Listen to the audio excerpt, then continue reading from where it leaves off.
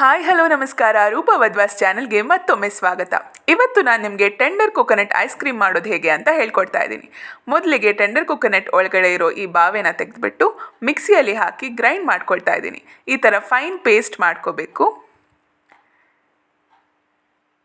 ಈ ಥರ ಕನ್ಸಿಸ್ಟೆನ್ಸಿ ಬಂದರೆ ಸಾಕು. ಈಗ ಒಂದು ಬೌಲ್ಗೆ ಮಿಲ್ಕ್ ಪೌಡರ್ ಹಾಕ್ಕೊಳ್ತಾ ಇದ್ದೀನಿ. 3 ಸ್ಪೂನಷ್ಟು ಮಿಲ್ಕ್ ಪೌಡರ್ ನಾನು ತಗೊಂಡಿದ್ದೀನಿ. ನಿಮಗೆ ಎಷ್ಟು ಬೇಕೋ ಅಷ್ಟು ತಗೊಳ್ಬಹುದು. ಇದಕ್ಕೆ ಒಂದು ಸ್ವಲ್ಪ ಹಾಲು ಹಾಕಿಬಿಟ್ಟು ಇದನ್ನು ಚೆನ್ನಾಗಿ ಬಿಸಿ ಮಾಡ್ಕೋಬೇಕು.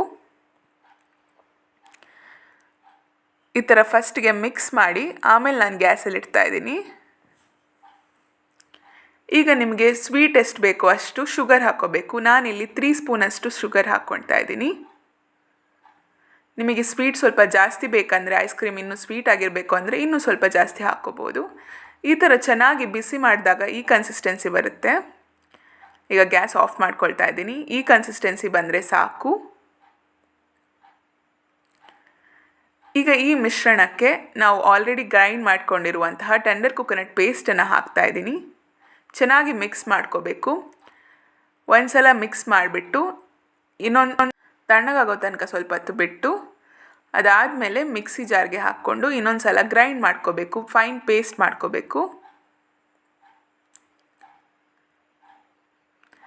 ಸಮ್ಮರ್ಗೆ ಚೆನ್ನಾಗಿರೋ ಐಸ್ ಕ್ರೀಮನ್ನು ಮನೆಯಲ್ಲೇ ಹೇಗೆ ಮಾಡೋದು ಅಂತ ನಾನು ತೋರಿಸ್ತಾ ಇದ್ದೀನಿ.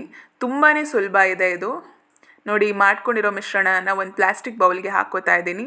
ನೀವು ಯಾವುದೇ ಕಂಟೈನರ್ ತಗೋಬೋದು, ಆದರೆ ಏರ್ ಟೈಟ್ ಆಗಿರಬೇಕು ಅಷ್ಟೇ. ಇದಕ್ಕೆ ನಾನೊಂದು ಪ್ಲಾಸ್ಟಿಕನ್ನು ಕವರ್ ಮಾಡಿಬಿಟ್ಟು ಮುಚ್ಚಳವನ್ನು ಗಟ್ಟಿ ಮುಚ್ಚಿ ಫ್ರಿಜ್ಜಲ್ಲಿ ಒಂದು 5 to 6 ಅವರ್ಸ್ ಇಡ್ತಾ ಇದ್ದೀನಿ. ನೋಡಿ, 5 to 6 ಅವರ್ಸ್ ಆದಮೇಲೆ ಈ ಥರ ಕಾಣಿಸುತ್ತೆ ಇದು. ಈಗ ಒಂದು ಸ್ಪೂನಲ್ಲಿ ಚೆನ್ನಾಗಿ ಸ್ಕೂಪ್ ಮಾಡಿಬಿಟ್ಟು ಟೆಂಡರ್ ಕೊಕೊನಟ್ ಐಸ್ ಕ್ರೀಮನ್ನು ಸವಿಯಲು ಸಿದ್ಧ ಮಾಡ್ಕೊಂಡಿದ್ದೀನಿ. ನೋಡಿ ಎಷ್ಟು ಚೆನ್ನಾಗಿದೆ. ಇದ್ರ ಟೇಸ್ಟ್ ಅಂತೂ ನಮಗೆ ಹೊರಗಡೆ ಸಿಗೋ ಐಸ್ ಕ್ರೀಮ್ ಥರನೇ ಇರುತ್ತೆ.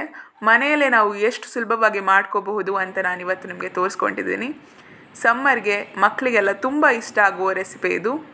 ಒಂದು ಸಲ ಮಾಡಿ ನೋಡಿ, ಟ್ರೈ ಮಾಡಿ ನೋಡಿ. ಟೆಂಡರ್ ಕೊಕೊನಟ್ ಐಸ್ ಕ್ರೀಮ್ ರೆಡಿಯಾಗಿದೆ.